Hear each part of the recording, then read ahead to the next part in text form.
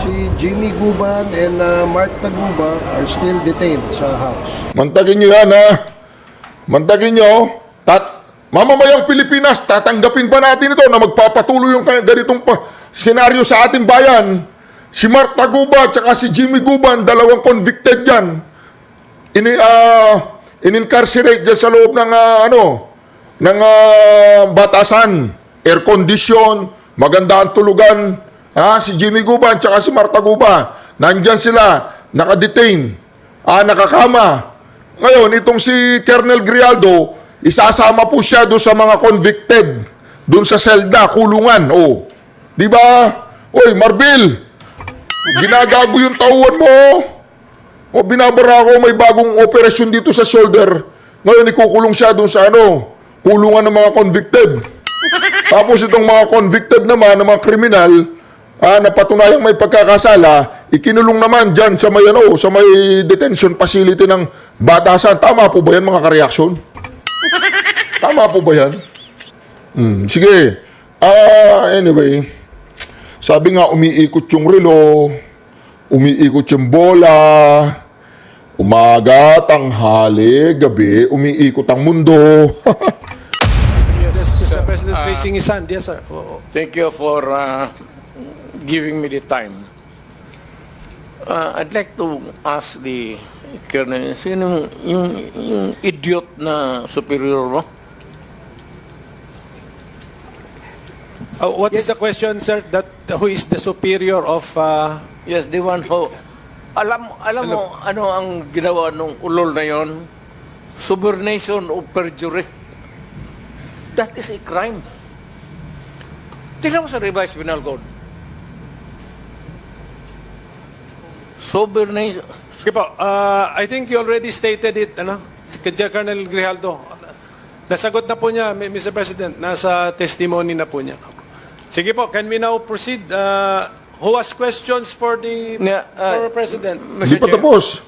I'd like to make it clear na yung ginawa ng idioto na opisyal mo o classmate mo. Sir, it's not officer, congressman. Congressman ang nagsabi sa kanya. Congressman. Yung idioto na congressman, subornation o perjury yan.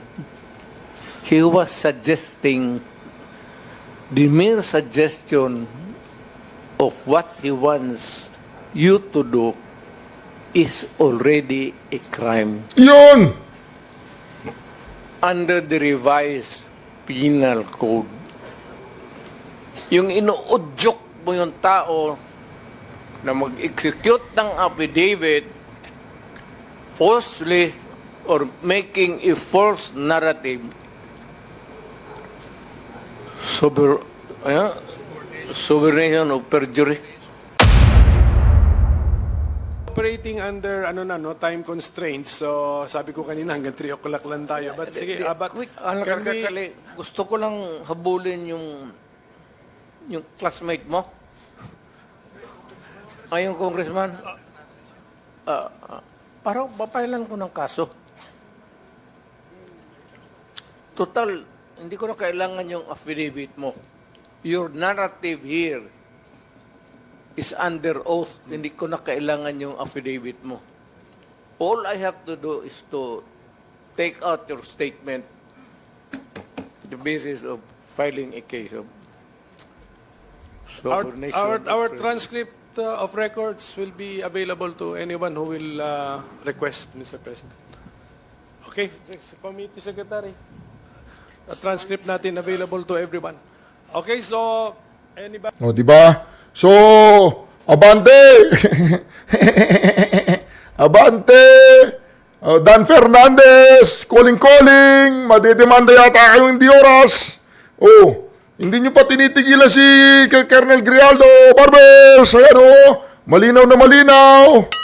Parang pinapaalala nyo sa ating Pangulong Duterte na kailangan sampahan ng kaso itong dalawang yan. Pangulong Duterte, baka nakakalimot kayo sa demandang ito. Di ba? Baka nakakalimot kayo. Subornation of perjury. Winawalang hiya sa mga tao na dapat hindi magwalang hiya sa inyo. Ay, kung nakikinig yun ang Chief PNP, I hope this is your person, this is your man. Dapat dipinsahan ninyo ito. Huwag ninyo itong ilagay sa litsunan. Huwag nyo ilitson itong tao na ito. Because he's standing for the PNP. Na dapat hindi ganun ang treatment ng mga resource person pagdating sa investigation. Kasi parang ang baba ng tingin sa inyo, ng nag-iimbestiga sa inyo. Yun lang ang nakikita ko, masyadong mababa. That's all, Mr. Chairman. Sina Congressman Dan Fernandez at Benny Abante, co-chairpersons ng House Quadruple Committee o Quadcom, na isang demolition job laban sa 4 House panels ang testimonya ni Police Colonel Hector Grijaldo sa Senate Blue Ribbon Subcommittee. Sa pagdinig sa Senado, inihayag ni Colonel Grijaldo na kinausap umano siya ni na Congressman Fernandez at Abante. Alright, kinausap siya. Saan siya kinausap? Ito po mga ka-reaction. Dito po siya kinausap. PM, Colonel Grijaldo enters the holding room. At 7:17:59 p.m., Attorney Emericio Quilang enters. At 7:18:11 p.m., Attorney Rotsiv Comigat enters. At 7:19 p.m., Congressman Dan Fernandez enters. At 7:20:35 p.m., Congressman Benny Abante enters. At 7:35:35 p.m., Congressman Dan... Yun, lumabas na po ha. Pumasok si Grijaldo, mga lawyer. Lumabas si, lumabas na si, ilang minuto lang yun ilang minuto lang. Ulitin natin para ma-track natin yung minutes. Lumabas po siya at 07:35, alas 7 ng gabi, 35 minutes, 36 seconds. Ito po, umpisa natin ha. Umpisa natin. PM, Colonel Grijaldo enters the holding room. Okay, 17 minutes. At 7:17:59 p.m., 7:17:59. Quilang enters. At 7:18:11 p.m., Okay. Attorney Rotsiv Comigat enters. At 7:19 p.m., Okay. Congressman Dan Fernandez enters. At 7:20:35 p.m., Congressman Benny Abante enters. Okay. So nasa loob na po sila, pumasok po si si Colonel Grijaldo ng 7:17 at silang lahat ay nasa loob na ng 7:20:35 p.m. O tingnan po natin kung gaano po kahaba. 7:20:35 p.m. Anong oras po sila lumabas ha? Tingnan po natin ha. At 7:35:35 p.m., Congressman Dan Alright. Malungkot si Congressman Dan. Si Congressman Dan Fernandez po, lumabas sila 07:35. 15 minutes po, humigit kumulang 15 minutes silang nasa loob. Sa loob po ba ng 15 minutes, gaano po karami ang pwede niyong pag-usapan? Pag nagsalita ako dito ng 15 minutes dire-diretso, napakatagal na po noon. So ibig sabihin, nag-usap sila 15 minutes, mahaba po yun ha. Kung may liligawan ka, baka napasagot mo na. Ayan o, 50. Malungkot po ha, si Congressman Dan Fernandez matamlay. Fernandez. O, nakita niyo yung mukha niya? Talagang matamlay, parang galit, parang meron siyang galit sa mundo. And Benny Ayun o. Abante. Si Benny Abante naman po, lumabas 7:35 din, o so 15 minutes din sa loob. Ilang segundo lang ang kanilang pagitan at si Benny Abante po, matamlay din. Leave the holding room. O, matamlay, parang maglakad siya, paugu-ugu na. Alam mo yun, yung parang matandang paugu-ugu. Anyway, matanda na siya. Okay, anyway, mga karyasyon, tingnan natin ha. At 7 Matamlay, no? Matamlay. Siyempre, lalabas ngayon yung warrior, yung masaya. Kasi, inano niya, ayoko yan. Gusto nyo, sabihin ko, merong reward system. Ayoko. Magkita-kita tayo sa Senado.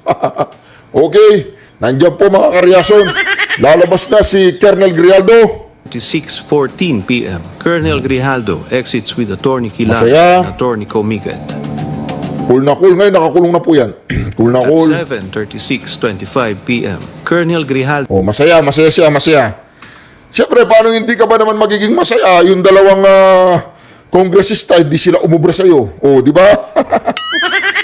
all smiles. All smiles, sabi nung all smiles. Kasi gusto po nilang ipakita dito na walang coercion na nangyari. na walang barakuhan na nangyari, walang sapilitan na nangyari. Yun nga lang, may nangyaring ganun. Ayon kay General Grijaldo, ay Colonel Grijaldo, kaya lang, nabigo. Is seen conversing with Jimmy Fortaleza. Di ba? O ngayon, mag-explain po ngayon si Ka Barbers. Si Ka Barbers na hindi daw siya konektado doon sa illegal na operasyon ng drugs sa kanyang distrito. O, disclaimer lang po. Ang reaction TVPH po, hindi siya naniniwala at sumasang-ayon po siya sa sinasabi ni Congressman Barbers na hindi siya sangkot sa anumang illegal na gawain, especially sa drugs. Ang problema, Barbers, yung mga kadistrito mo kung naniniwala sa'yo. Di ba? Yung bansang Pilipinas, kayo po ba naniniwalang wala siyang connection sa drugs? Pag-comment nga sa comment section.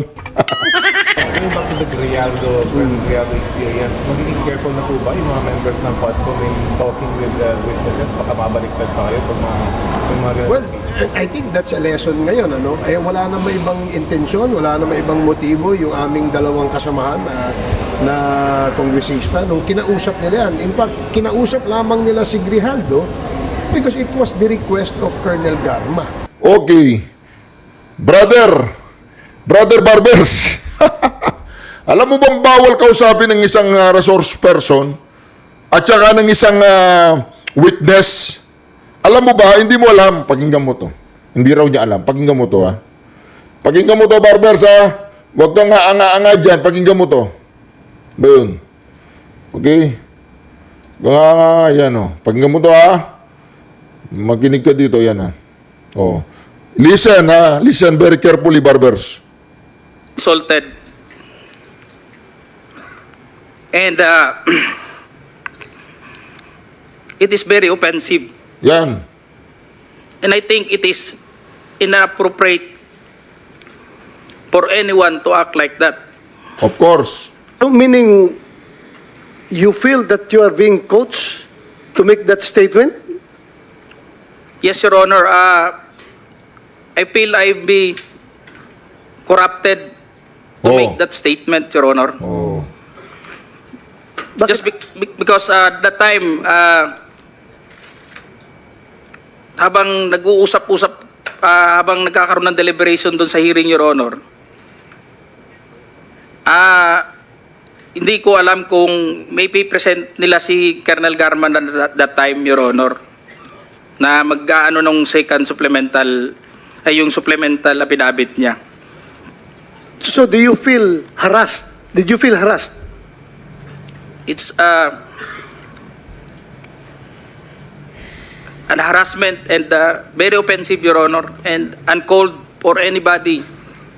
That time, I was wearing my uniform You're wearing your as uniform police officer. and you are being told to lie.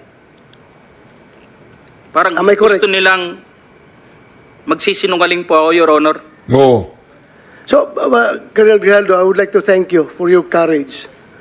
I'm sure maraming police ngayon nanonood, and if you have observed, mabuti na nagsalita ka, dahil if you have observed, the way they are treating policemen in the Quadcom, it's very hard. I feel them.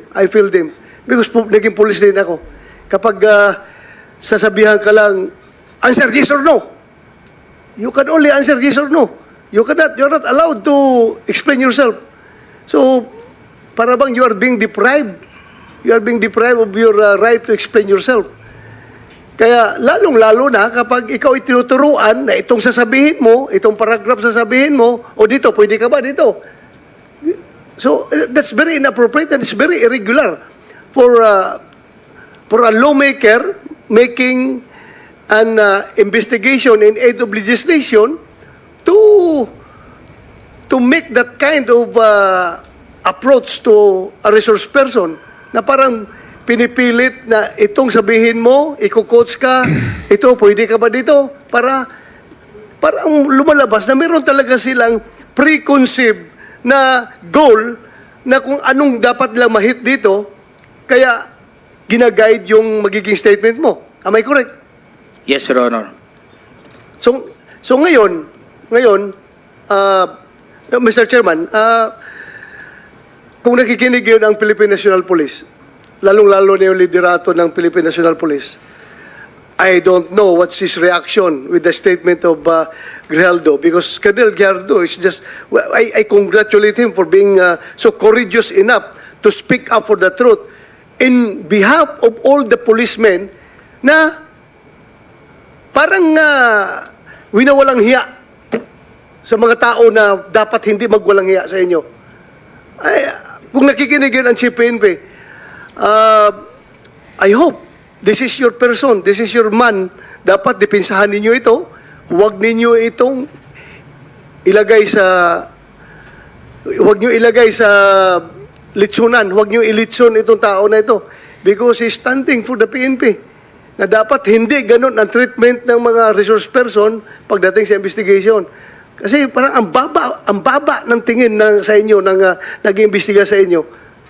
Yun lang ang nakikita ko, masyadong mababa. That's all, Mr. Chairman. Thank you, Congratulations. And we'd like to thank you for standing up. O, di ba? Ayo, Marbel! Marbel! Tawag mo nga si Marbel. Pakitawag si Marbel. Marbel!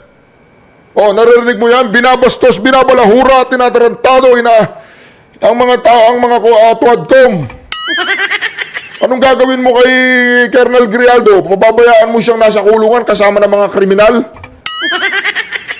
Tama po ba mga kareaksyon?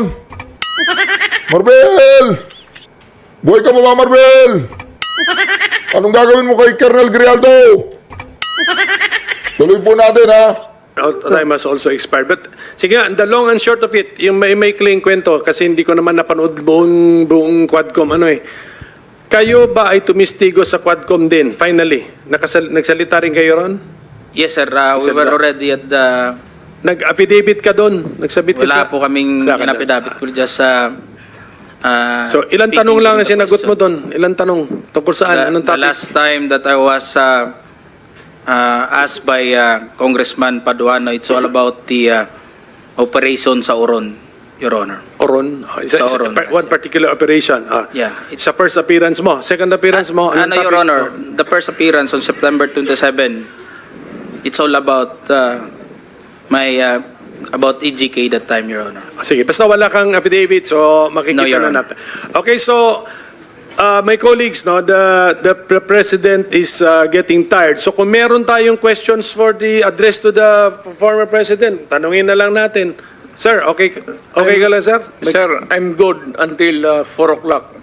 Yeah, I know. 5 na, sir. 5 na. Totoo, sir. 4 a.m. 4 a.m. He's referring to 4 Hindi ako a.m. nagpapatawa. Yes, I know that, Mr. President.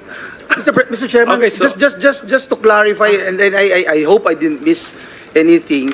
When Colonel Grijaldo made mention about him being asked to lie and being asked to be influenced by a legislator, he is by himself, Mr. President. Can you answer the There's question? no one in the room who can actually... Witness. Sino daw naka-witness ng exchange Is na there yun? anyone, sir? At present the time, the two lawyers of Colonel Garma, they were on the right side of at the back that time, Your Honor, because it was discussed in the table on this place, and it was shown to them also. It can be seen by the two lawyers, because we are only 5 in the room, Your Honor.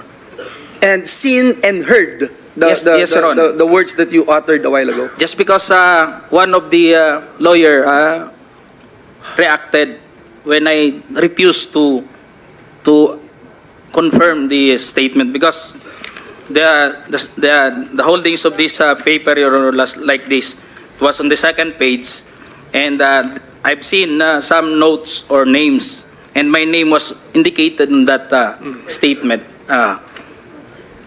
So when I rejected, or I don't want to say rejected, parang nag-explain na ako na hindi ko kayang i-confirm yung statement na yun. And what was the Sabi niya, reaction again? The reaction of the lawyer said, hindi na rin sila umimik, Your Honor. Kasi yun lang naman gusto nila na mag-collaborate do sa statement na pinabit ni Colonel Garma. thank you, Mr. Okay, Chair. so can we now entertain questions? O, yun po, ha? Maliwanag po yung explanation na yun. So ngayon po nakakulong po si Colonel Grijaldo doon malapit sa may batasan. Pero para yatang merong pang dalawang makukulong na baka hindi sa batasan, baka sa Muntinlupa. Oo, pwede silang makasuhan sa ginawa kay Colonel Grijaldo. Hindi lang ako sure kung makukulong sila pero may magsasampa ng kaso sa kanila. Ito po, pakinggan po natin ito mga kareaksyon ha. I'm sure maraming police ngayon nanonood. And if you have observed, mabuti na nagsalita ka. Dahil if you have observed, the way they are treating policemen in the Quadcom, it's very hard. I feel them. I feel them. Because naging police din ako. Kapag sasabihan ka lang, answer yes or no.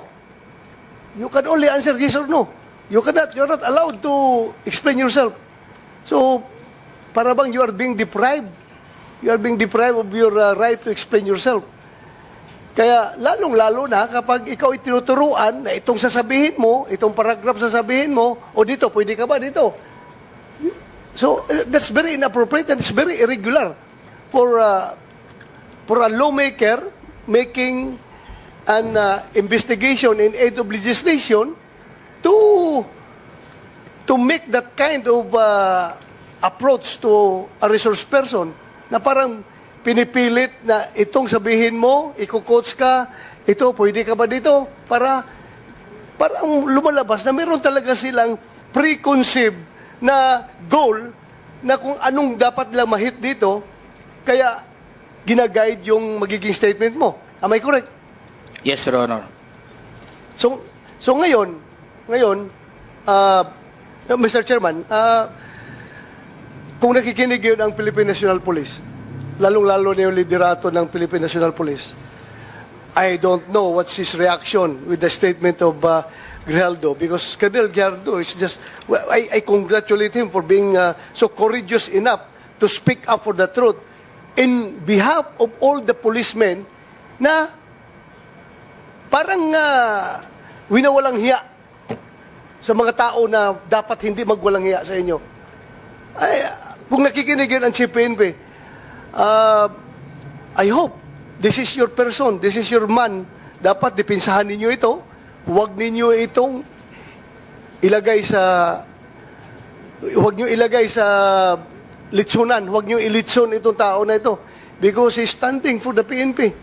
Na dapat hindi ganun ang treatment ng mga resource person pagdating sa investigation. Kasi parang ang baba ng tingin sa inyo, ng nag-iimbestiga sa inyo. Yun lang ang nakikita ko, masyadong mababa. That's all, Mr. Chairman. Thank you, Congratulations. And Thank would you, like to Senator thank you for Bato. standing up. Your time has also expired. But sige, the long and short of it, yung may maikling kwento, kasi hindi ko naman napanood buong He's referring to Hindi ako foreign. nagpapatawa. Yes, I know that, Mr. President. Mr. Chairman, Okay, so- just to clarify, and I hope I didn't miss anything. When Colonel Grijaldo made mention about him being asked to lie and being asked to be influenced by a legislator, he is by himself, Mr. President. Can you answer the There's question? no one in the room who can actually... Witness. Sino daw naka-witness ng exchange Is na there yun? anyone, sir? At present the time, the two lawyers of Colonel Garma, they were on the right side of at the back that time, Your Honor, because it was discussed in the table on this place, and it was shown to them also. It can be seen by the two lawyers, because we are only 5 in the room, Your Honor. And seen and heard Yes, Your Honor. the words that you uttered a while ago. Just because one of the lawyer reacted when I refused to confirm the statement, because the holdings of this paper, Your Honor, like this, it was on the second page, and I've seen some notes or names, and my name was indicated in that statement. So when I rejected, or I don't want to say rejected, parang nag-explain na ako na hindi ko kayang i-confirm yung statement na yun.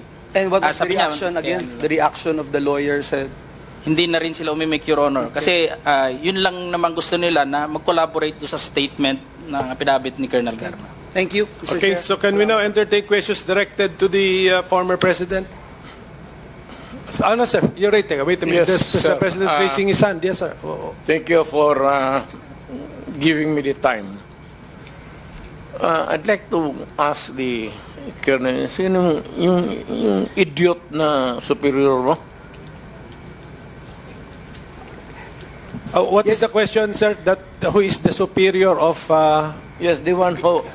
Alam mo, ano ang ginawa nung ulol na yon? Subornation of perjury. That is a crime. Tingnan mo sa revised penal code.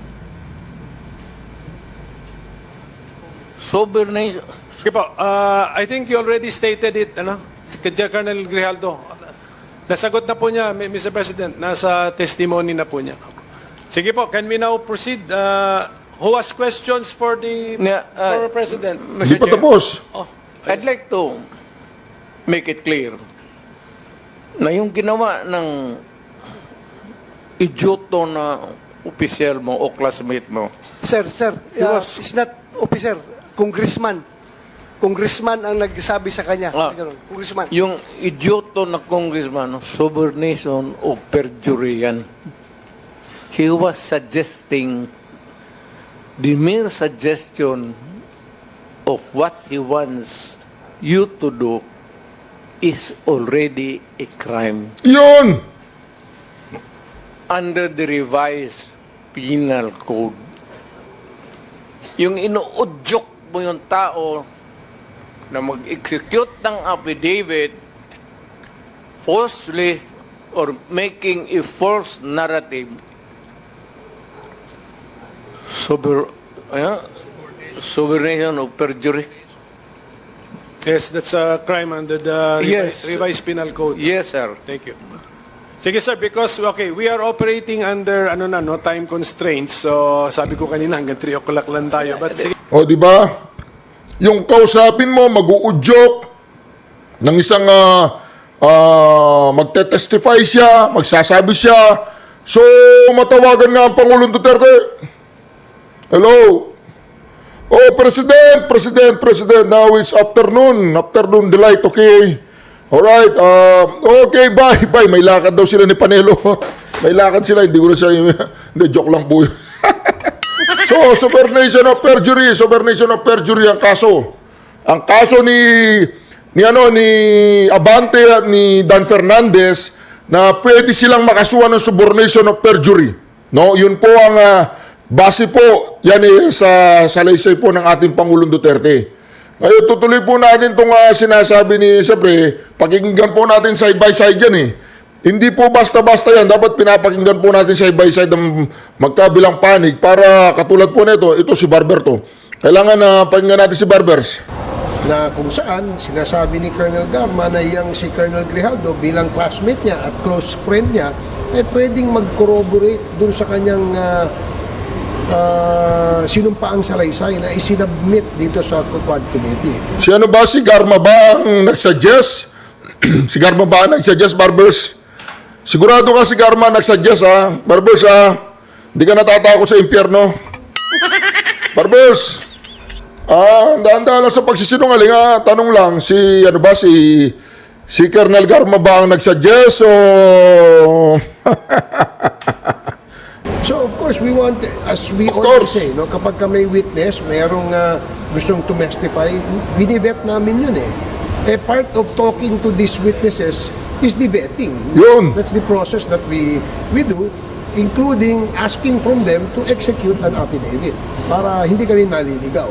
Sa yung puntong yun, si Colonel Garma ang nag-request. Hindi naman si Kong Dan Fernandez at si Kong Benny Abante. Tanungin kita, Barbers.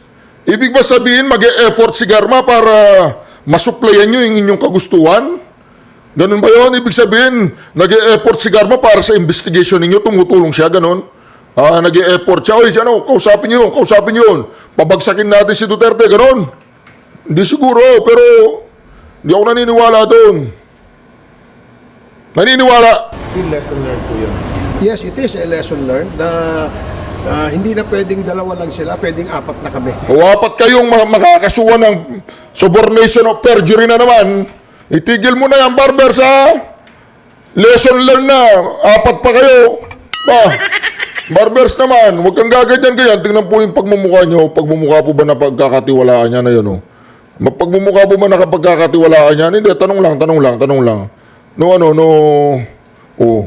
Pagmumukha ba, pwedeng pang thumbnail yun, Teka lang, screenshot ko. O, di ba? Alright, subornation of perjury daw po. Subornation of perjury. Sabi ng Pangulong Duterte, tuloy. No? Para mas malinaw. Oh, sige. Okay. Sir, ano lang po muna yung kay Colonel Grijaldo? Parang medyo uminit na po talaga yung ulo ng ating mga members. Paano pa po ba natin siya mapipiga? Yun ang isang malaking challenge, no? Kasi we cannot actually force him. Ayos din yung nagtatanong na yun, Paano po natin siya mapipiga? Ano, kasama ka ba sa mga nag-iimbestiga, Ma'am? Kasama ka? Gusto mong pigayin si Colonel Grijaldo, may asawa na yun. Kung pipigayin yun, hanap ka na lang ng ibang mapipiga, ma'am. to say to answer to our questions, no? Kasi syempre that's his right, no? But he's invoking yung right against self-incrimination, which is wrong, no? Which is wrong. Number one, wala namang kaso, no, na kinasasangkutan niya at the moment. At he cannot invoke that because ang pagtatanong ay base naman doon sa kanyang affidavit, no, na binigay sa Senate Blue Ribbon Committee. And it only proves to us that he's trying to be evasive, no, at saka hindi cooperative sa mga tanong o sa ating mga kasamahan sa Congress. And that is a manifestation too of disrespect, no, sa committee. Gusto lang niyang manahimik dahil ayaw niyang sagutin. Dahil alam niyang ipit na siya, eh. Alam niya na Siya ba ang ipit o yung dalawa ang naiipit ngayon? Pangulong Duterte, nananawagan po kami yung subornation of perjury. Wala pa kami naririnig doon. Wala pa po kami naririnig. wala nang credibility yung kanyang mga pinagsasabi doon sa Senado. Kung yung transfer ba niya, ngayon na ba yun mangyayari or bukas pa to QC? By the way, Barbers, ano sinasabi mong walang credibility yung sinasabi niya sa Senado? Under oath siya doon. Oh. Dyan wala siya sinasabi. Hindi nyo mapipigayan, boy. Ano yan? Ibang klase yan. Siguro baka by ito, we will make, I think the Sergeant at Arms will make arrangements with the Station 6 ng Quezon City Jail. No? At kapag ready na yon, ita-transfer siya. Sir, sila Taguba po ba? Nasa custody pa rin? Oh, yeah. Si Jimmy Guban and Mark Taguba are still detained sa house. Mantagin nyo yan, Mantagin nyo. Mamamayang Pilipinas, tatanggapin ba natin ito na magpapatuloy yung ganitong senaryo sa ating bayan? Si Mark Taguba at saka si Jimmy Guban, dalawang convicted dyan. In-incarcerate dyan sa loob ng, batasan. Air condition, maganda ang tulugan. Si Jimmy Guban at saka si Mark Taguba, nandyan sila, nakadetain, nakakama. Ngayon, itong si Colonel Grijaldo, isasama po siya doon sa mga convicted, doon sa selda, kulungan. Oh. Di ba? Oy, Marbil, ginagago yung tauhan mo. O, binabara ko, may bagong operasyon dito sa shoulder. Ngayon, ikukulong siya doon sa kulungan ng mga convicted. Tapos itong mga convicted naman, ng mga kriminal, na patunayang may pagkakasala, ikinulong naman dyan sa may, sa may detention facility ng batasan. Tama po ba yan, mga kareaksyon? Tama po ba yan? Sige. Anyway, sabi nga, umiikot yung relo, umiikot yung bola, umaga, tanghali, gabi, umiikot ang mundo. Barbers! Right, Barbers! Hindi kakalimutan ng taong bayan lahat kayo. Lahat kayong nasa Tuadcom, hindi kakalimutan ng taong bayan yan. Okay?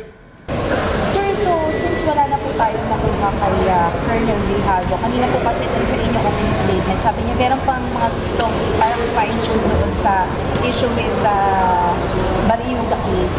So ano pa po ba yung sanang news ends po na Yun ang gusto naming kasi lumabas naman din sa mga pagtatanong ng mga members ng Quad na parang mali yung report dahil nabanggit nga dun, natanong ko nga kanina, sabi ko, is General Barayuga included in the drugs watch list, no? Hindi niya sinagot, no? Pero nung sinabi niya, did you, when I asked, sabi ko, kung bakit nasama ba sa report ninyo si General Barayuga na bilang isang drug personality? And he said yes, di ba? I don't know if I'm wrong, but I think I heard him say yes. So yun ang tingin ko at napiga namin. No? Bakit siya ng cover up? And obviously, because of this statement, no, naging cover up siya. No? Sa totoong motibo at totoong mga suspect na pumatay doon kay General Barayuga. Sir, shifting lang po, kailan po ba tayo mag-start doon po sa TRICOM naman po? Yung sa fake news, yung mga... Hindi TRICOM, yung Quintacom. Meron na po ba Okay, lilinawin ko lang, no? Itong investigation na gagawin ng TRICOM, ang layunin nito ay magkaroon ng panukalang batas na magkaroon ng regulatory framework, no? Yung paggamit ng social media. Wala po tayong pinipigilang gumamit ng social media. Anybody can express what they want to say, they say what they want to express, and vice versa. Wala pong curtailment of the freedom of expression and speech. Ang gusto lamang natin, dahil po yung gumagamit po ng airspace, so to speak, no, yung sinasabing digital space, no, dapat maging responsable ka rin. Kagaya ninyo, mga media personalities and journalists, kayo ay nasasakop kayo, napapailalim kayo sa KBP.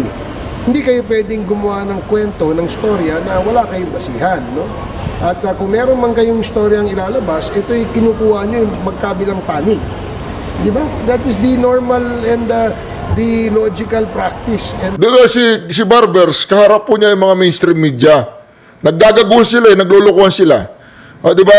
Kayo, di ba? Ayos kayo, di ba? Ayos kayo. O, di ba? Pero si Marcoleta, wala po siya sa mainstream media. Di nagbabayad eh. O, magbayad ka, Congressman Marcoleta, ha? Wala siya sa mainstream media, wala siya sa mga survey. O, yun ba, Barbers, patas ang laban na yun? O, di ba? Patas ba yun? Hindi ko naman sinasabing si Barbers ay isang galing sa ibang planeta na hindi niya alam yung nasa paligid niya ay may mga trolls din. Di ba, Barbers? Tanungin mo muna si Tambaluslos kung meron siyang trolls. Oo. Baka nagagalit na si Tambaluslos o baka gusto nyo lang supilin kaming mga DDS. Ha? O gusto mo, Barbers, mamatay na buong pamilya nung bayarang vlogger. So, gusto mo mamatay na? Buong pamilya ng isang bayarang vloggers, gusto mo mamatay na? O ako, gusto ko. Dahil kahit kailan, hindi nyo ako mababayaran. Hindi ko maipapakain sa pamilya ko yung galing sa mga nagnanakaw sa gobyerno para ibabayad nila sa akin at ninanakaw lang nila sa kaban ng bayan, Barbers. O, di ba? Palagay ko ang pinupuntirya nito yung mga trolls ni BBM. Kasi meron sinabi si BBM sa kanyang talumpati noon na meron siyang trolls. O, mag-ingat ka, Barbers, ha? Baka trolls ni BBM yan. Huwag ka masyadong padalos-dalos, ha? Baka magalit siya si BBM. that's what you call responsible journalism. I think dapat meron din tayong responsible blogging. Di ba? Hindi naman pwede magkalat tayo ng fake news para lang ikasira ng And over a consideration, ano yung consideration? May kumikita eh. Di ba? Yung pagbablog, alam natin na mo-monetize yun. Diba? O yung mga nasa harapan mo, kumikita ang mga yan. Kung saan sila kumikita, doon sila nakaganyan, no? O. Kahit anong makita nilang katarantaduhan sa gobyerno, kumikita sila, saradong mata nila ngayon. O, bakit hindi nila binabalita yung expose? O, dahan-dahan. Ini-spin pa nila, ini-spin pa nila yung balita. Lalo na yung may nagpopondo sa kanila. No? Oo. We were given the information na may nagpopondong mga sindikato sa Pogo. Oo, dahan-dahan ka, Barbers, ha? Ako naniniwala ko may nagpopondo kasi yung isang kalbong vlogger, yung maitim, na mukhang butiki, Ang pagkasabi niya sa narinig ko, kung hindi ako magkakamali, nasa internet yun, ha? Basta't papuri lahat kay Tambaluslos, yun. Yun ang narinig ko. Basta't papuri lahat kay speaker. Papuri daw lahat kay speaker. Gagawin nila. Ang bayaran daw cash. Walang Gcash. Anong masasabi mo doon, Barbers? Sige nga, imbestigahan nyo nga yung kalbo na yun. Parang sinisira. Parang yung kalbo na yun, sinisiraan si speaker eh. Dapat hindi niya sinasabi yun. Parang sinisiraan niya yung honorable speaker. Yung kagalang-galang, kapita-pitagan, kabangag-bangagan, di ba? Di ba? Saka sindikato ng droga na mula sa China. China na naman. Hindi ka ba nagsaway? Ba't ganyan ang tingin mo sa akin? Ako lang to. Huwag ka masyadong masyak, Barbers. Ako lang to. Si Reaction TVPH lang to. Huwag ka masyak. Kasi syempre, they're only after the engagements. The more engagements they get, the bigger the money that they make. No? Kaya yun ang ating layunin ay magkaroon ng disiplina. Pwede yung araw-araw, pagbukas mo ng social media, may nagmumura. Di wag ka magbukas sa social media. Putangin na naman. Wag ka magbukas sa social media. Pati yung pagmumura ng ibang tao, pinapakialaman ninyo. Labag ba sa batas yun? Labag ba sa batas yung pagmumura?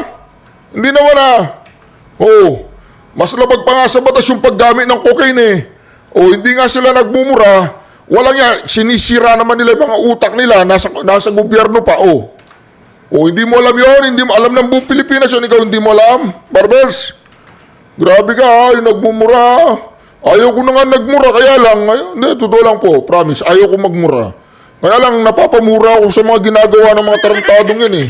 Mantakin mo yan, pati yung mga vloggers pinakikialaman, di ba? Ayan nyo, kung maganda ang ginagawa mo sa gobyerno, pupurihan ka ng mga vloggers. Pero yung mga bayaran, kahit magandang ginagawa mo, pag binayaran sila ng kabila, bubugbugin ka nila, babanatan ka nila, Barbers. Maniwala ka sa akin. Maniwala ka. Subukan mo, gumawa ka ng mabuti, huwag kang mang-abuso. Yung patas lang ang laban, patas. Yung hindi nyo tinatarantado si VP Sara Duterte, hindi nyo siya ginagago, yun, pupurihin ka namin nun kasi patas eh. Diba? Ganun yun. Pero pag binabanatan nyo si Sara Duterte, wala naman dahilan, bugbog kayo ng bugbog. Ang hinahanap ninyo, yung confidential pan na kayo ng confidential pan, siya lang naman hinahanapan yung confidential pan. Unfair yun, Barbers. Unfair yun. Hindi maganda yun. Sinisingle out yung Vice Presidente. Tama ba yun? In aid of the legislation, siya lamang. Tama yun, hindi pwede yun. Basahin mo. Ayun nakasulat yan. Sa babaan mo, protect BP Sara. Ayan, sa baba. Nababasa mo, Barbers? Kala ko hindi mo nababasa. Hindi naman siguro natin gustong madinig ng ating mga anak at mga apo yan. That's why we want to regulate and perhaps even discipline. Hindi raw nila gustong marinig ng mga anak tsaka mga apo. Paggising ng nanay, nagpuputangin na. Paggising ng tatay, nagpuputangin na. Kasi napakamahal ng bigas, napakamahal ng kamatis, napakamahal ng bilihin, ilaw, tubig, upa sa bahay. Walang ginawa ang mag-asawa kundi magmuran kasi talagang, buryong na sila, Barbers. Sino may kasalanan? Ba't nagmumura yung mga tao ngayon? Kasi nagmumura sila kasi yung bilihin hindi na nagmumura. Mahal. Hindi na sila nagmamahalan ngayon. Puro murahan na lang kasi yung bilihin hindi na nagmumura. Naintindihan mo yung, Barbers? Yung mga batang nakakarinig ngayon, ha? Mga batang nakakarinig, this is for adult only. Hindi po pwede ito sa mga bata. Okay? Anyway, mga reaction, pagpasensya na po natin. Yan, palagay ko, matutuloy na yung demanda yung sinabi ng Pangulong Duterte, magdidemanda siya eh. Kay Dan Fernandez, kay Benny Abante. Ano ba yung tawag doon? Subornation of perjury. Subornation of perjury. Kulungan dalawang yan. Anyway, mga ka-reaction, maraming salamat muli sa pagsama niyo sa ating napakagandang reaction video. Kung hindi pa po kayo nakakapag-subscribe at ngayon pa lang kayo nakapanood ng aking napakagandang video, ay huwag niyo pong kalimutan mag-subscribe, i-like, i-share ang ating video. I-share, I-share ang ating video. I-share. Ayan po mga ka-reaction ng ating silver play button. Nakasulat po dyan. Reaction TVPS. Thank you, President Mayor Duterte, for passing 100,000 subscribers. Woohoo! So, palakpakan po natin ang ating mga sarili. Sa lahat mo naman nag-subscribe na. Maraming salamat sa mga hindi pa nag-subscribe. Subscribe, like, and share. Baka maubusan po kayo ng islat. Joke lang. Syukran. Duterte! Duterte!